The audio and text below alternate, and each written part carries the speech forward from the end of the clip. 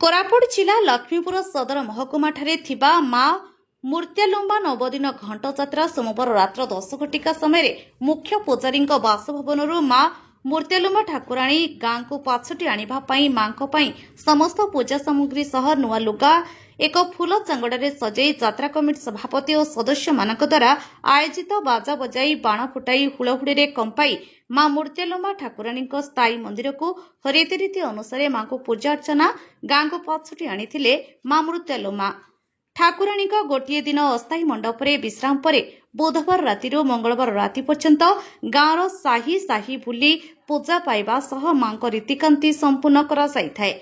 यात्रा सकाशे कमिटी तरफ गाँ सारा लाइट रे सजाई देइछंती। एहा सह यात्रा समय भक्त श्रद्धालुंक मनोरंजन पाई सोमवार रात्रे देशिया नाट सांगकु मेलोडी और मीना बजार दोली बुली भक्त श्रद्धालु मनभरा आनंद उपभोग करने को कमिटी तरफ प्रकाश करिसेंती।